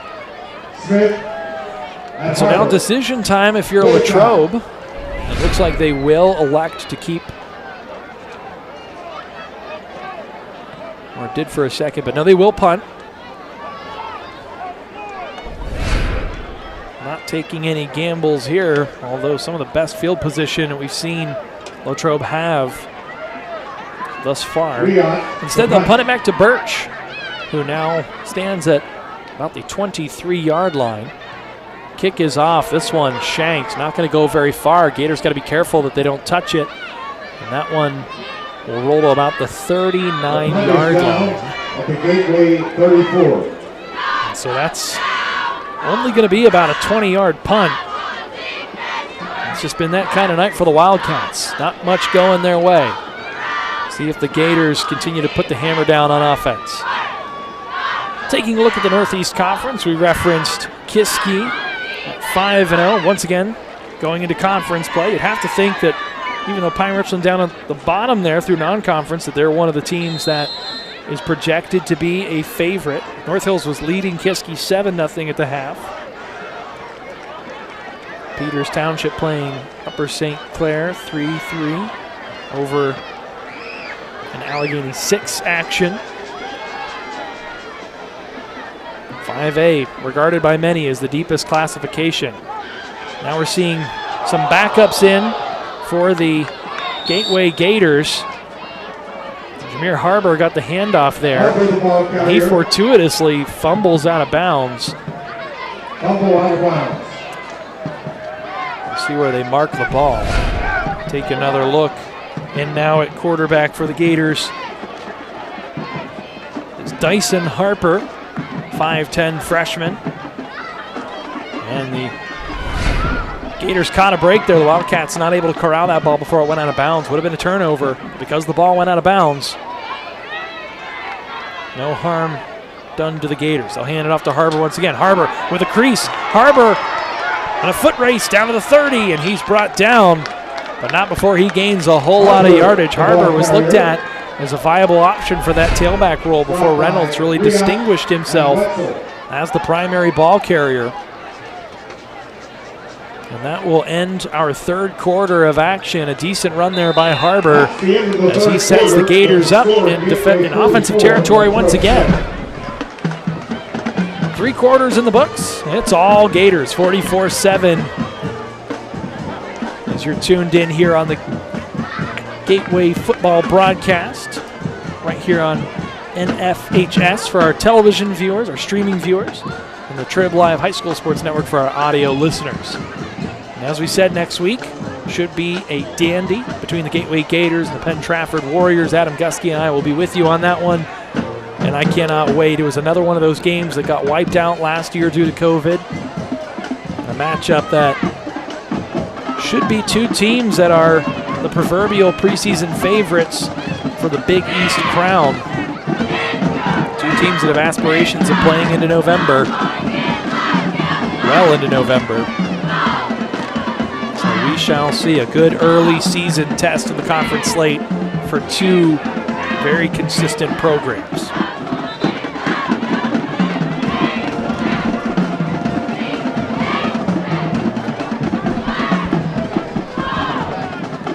So the Gators set up shop now, going right to left as they change sides for the quarter break.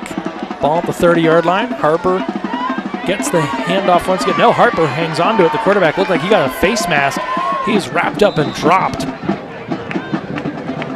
As it looks like Latrobe still has a lot of its starters in, although at least at some of the skill positions, the Gators have elected to put in some reserves. So it's a face mask. I believe at this juncture it'll be half the distance. Either way, they're at the 30, so 15 yards takes it down to the 15. Where it'll be 1st and 10, automatic first down. As you see there, the pretty blatant face mask on Harper. Some guys that are in there. Jair Phillips, sophomore, he's in at wide receiver, as is David Howard. They'll hand it off here. Tailback. It's a good burst, able to get toward the sidelines. That's a gain of about 5 yards from Mikhail Connor. So the 5'6" freshman gets his first carry of the evening. Hesitates. Gets past a couple defenders, able to shake off Braden Riot. So that'll net them 4 yards. Be 2nd down at 6. And Gators threatening once again with the ball at the Wildcats' 11-yard line. See if the second offense can score on Latrobe's first defense. Harper going to keep it, evades a couple would-be tacklers, but is brought down quickly and sacked in the backfield. Getting in there quickly, the duo of Tyler Lynch and Wyatt Held. Couple upperclassmen for the Wildcats. Take another look. Fake the handoff, initial move there to get past the first would-be tackler in Aiden Sweeney. Not a whole lot going there for number 34, freshman quarterback, getting some game action here. Another handoff. They'll go back to Connor on this one, and Connor will gain back a yard or 2.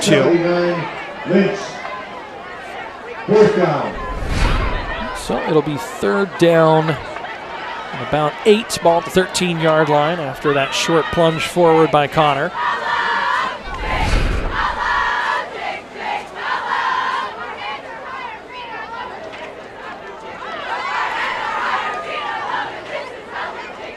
They'll hand it off here. Trying to catch the edge is Connor, and Connor able to rumble forward inside the 5, dove out toward the pylon, and they're going to mark him down inside the 5-yard line. Looks like he got down to the 1-yard line. So on 4th down, the Gators convert. They use their speed and athleticism. Will get the ball to the outside. Nice burst of speed there by Connor.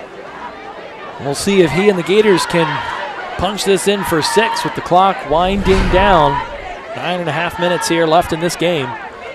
Again, it's been all Gators up by 37. Connor is the tailback for receiver set. They'll hand it to him. He was able to shake the first tackle. He kind of snuck right under Wyatt Held. Impressive.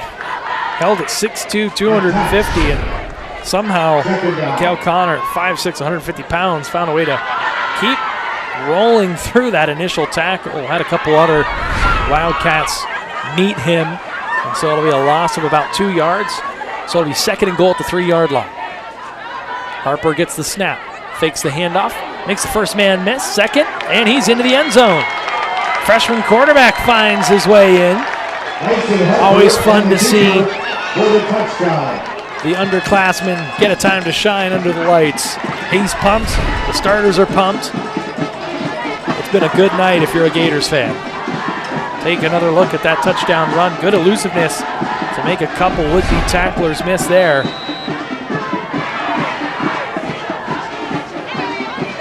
All smiles here at Anti-Marino Stadium. Plaskin up and good once again. And so it's 51-7, total dominance by the Gateway Gators.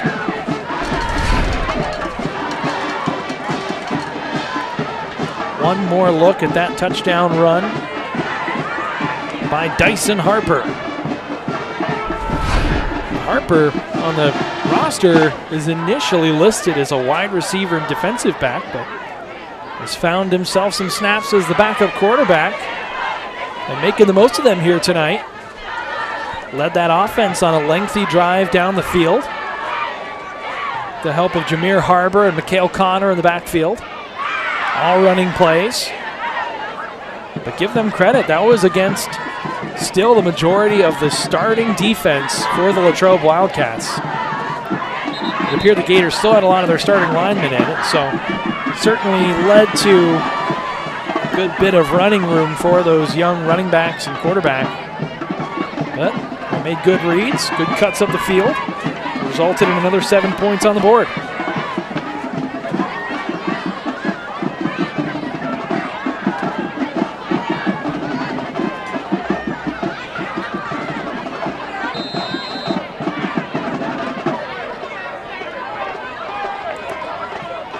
So Plaskin set to give this one another go. He'll kick off.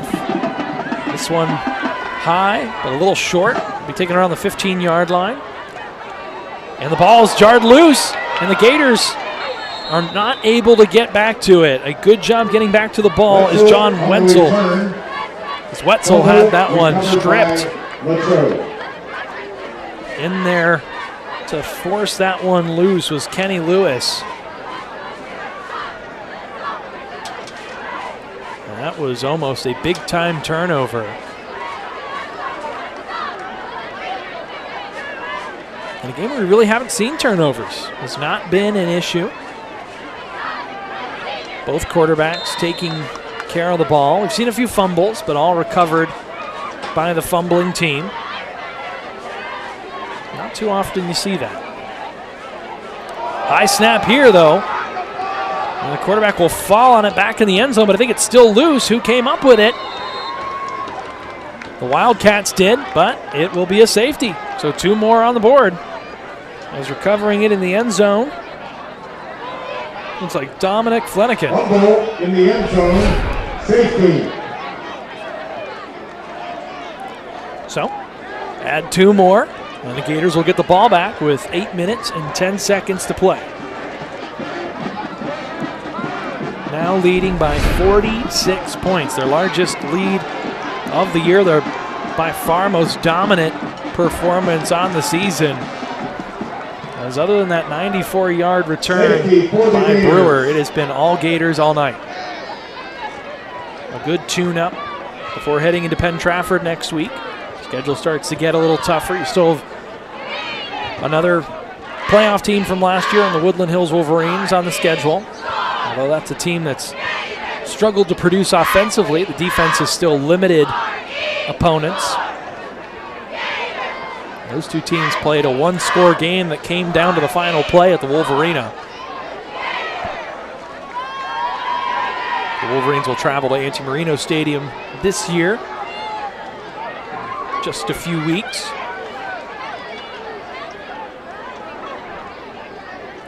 And so now, after the safety, you get the kickoff from your own 20-yard line. And so the Gators set to have excellent field position here, as their return men are back on the 35-yard line, and it looks like it's Connor and Leonard Sherrod, the junior. Giving the boot once again, Tanner Papella, a 5'8" senior. Got a good bit under this one, and trailing back for it is Connor. He takes it at his own 20-yard line. Goes toward the left sidelines, is able to catch a little bit of room. Takes a big hit around the 40-yard line. That's going to pump up the sidelines, as Connor just put the head down, took that contact, absorbed the hit out of bounds. And so, just shy of the 40-yard line is where the Gators will go to work here. 8:02 left on the clock for the Wildcats. Their next test will be against Connellsville next week. Connellsville, pending the result of tonight's game, winless on the season. So an opportunity for the Wildcats to right the ship. To see a replay of that return. Meanwhile, on the field, a false start penalty against the offense. Watch this big collision here. Down along the sidelines. Takes the big pop there. And again, that was Dominic Flanagan getting in on the action. So back to the 34-yard line the Gators go. 7.5 minutes left here. The clock runs once again.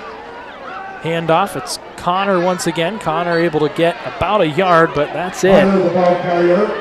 Good open field tackle there by Ben Stratton, 5'11" sophomore for the Wildcats.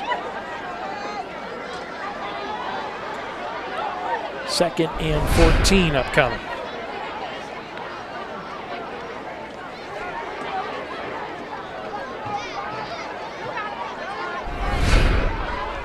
Harper gets the shotgun snap. Give is to Connor once again. Connor assesses. Not a whole lot going on there. This time he's going to lose yards. A little tougher sledding this time for the Gators against this Wildcats defense, which has also dipped into the well and allowed some underclassmen to get a few carries. As it looks like coming in to make the tackles, number 8 for the Wildcats, Owen Ortiz. So the junior linebacker getting a chance to get some action here late in this one and what's been a blowout. A good bounce back performance for the Gators, although this snap now goes over the head. And wisely just falling on it is Harper, but that's going to take the Gators all the way back inside their own 15-yard line, down to the 10. As we take another look. That second team doesn't get quite as many reps during the week. A miscommunication there. Snap a little high. So now it's 4th down. They'll bring the punting unit on. Plaskin with his feet inside his own end zone, and The Wildcats figure to take over with decent field position here. Snap a bit low. Plaskin able to get the punt off. This one wobbles, bounces, and will trail out of bounds just past the 35-yard line. And that is where the Wildcats will go to work for the first time tonight. They have a relatively short field to work with. They'll start this drive in Gateway territory. See if that second-team offense for the Wildcats can build a little momentum as you finally see wholesale changes on the defensive unit. You see Angle K come out, Bose come out, Harper come out. That is a defensive unit that's earned a few minutes of rest. As far as their part of the game has gone, they've pitched a shutout. Latrobe's only points coming on special teams. Carry here stays with Geiger, the senior, and he gains 1 yard. Short gain, second down, 9. Take one more look at that. Not a whole lot happening. And on the tackle for the Gators, Jordan Tyree. Second and a long 9. Designed quarterback run now. He's going to throw. Receiver wanted a flag there. Looked like there was some contact on the outside, but Ben Stratton nowhere near the vicinity of that pass. And so looking downfield was Riley Smith, the sophomore quarterback.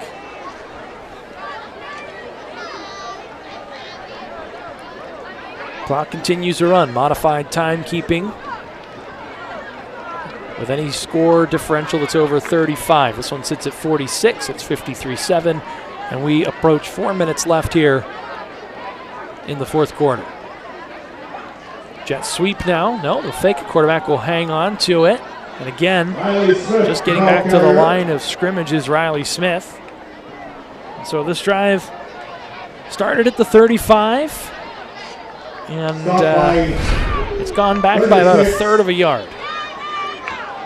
Make that 26. So tough sledding out here on both the first and second units offensively for the Latrobe Wildcats. They'll look to rebound next week against Connellsville. Now the Gators head to Penn Trafford, as we've said. Pass across the middle, that's completed. A nice pass and catch across the middle to Owen Ortiz. So the linebacker, after making a play to stop the last drive for the Gators, comes across the middle at the tight end position, uses that 5'8", 175-pound frame. Good ball, right where it needed to be. And coming up to ensure that no more damage was done was Donovan Briggs, the sophomore. Came up from the safety position to bring Ortiz down. Keep it on the ground here, the Wildcats will. This one be a gain of about 4 yards. It's Geiger once again. One of the few seniors still in this game for either team. Always fun, you see the Gators upperclassmen cheering on the second unit, getting excited for these guys, getting some time, able to make some plays. See if they can hold the Wildcats here. They need to keep in mind that as the clock continues to run and does not stop because of the score differential, we are down to the final 2 minutes of play here in Monroeville. Now they will go with the jet sweep. Stratton, or rather number 18 for the Wildcats. That's Flanagan. He's able to pick up a few. He'll make it third and manageable upcoming for the Wildcats.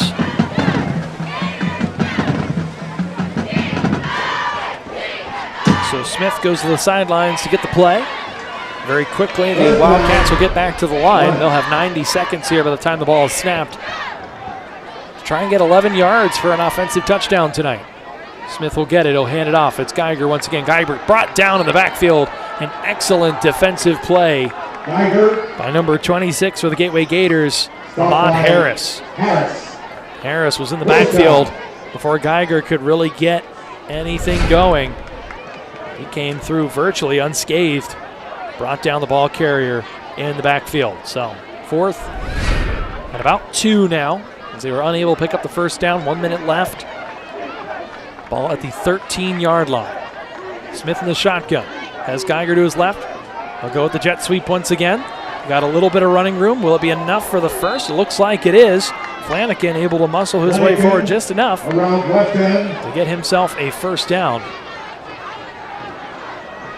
Stop by Harris. 37 seconds and counting. For Wildcat. Time for maybe 1-2 more plays, depending on how quick they can get them in. Smith get his unit to the line. 22 seconds. This should be likely the last play of the game.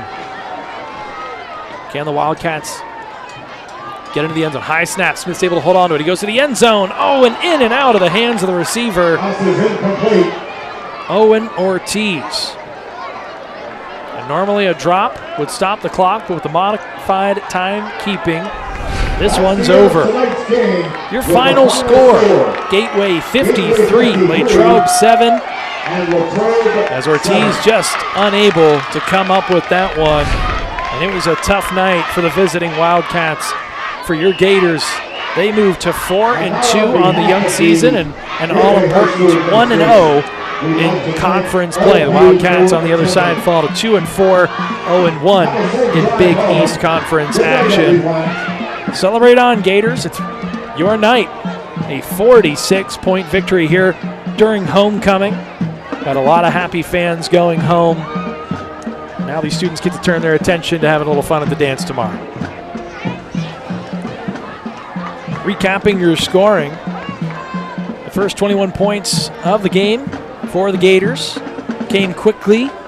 21-yard run by Brad Birch put them up 7-0. After that, couple long passing touchdowns, a 70-yarder to Patrick Bodie, then a 41-yarder from Brad Birch to Brett Birch. That made it 21-0. Then right after that PAT was good. It was going the other way. Number 6, Kyle Brewer for the Wildcats, taking it 94 yards for a touchdown, 21-7 at that point. From there, it was all Gators the rest of the way. You got a safety, another passing touchdown from Brad Birch, a passing touchdown from Dallas Harper as well, and the trick play to Remy Bose. A lot of Gators getting in on the action tonight offensively. The defense looked as good as it's been all season. And again, your final score is 53-7, with Dyson Harper adding a touchdown run toward the end of the game to put an exclamation point on it.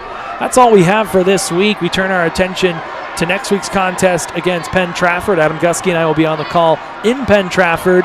And so for tonight, one last time, signing off on behalf of all of our talented crew here at Gateway at Ante Marino Stadium, I'm Vince Russo. Your final score one last time, 53-7. Gateway moves to 4-2, 1-0 in Big East Conference action, and they head for a big test next week, and we will see you then.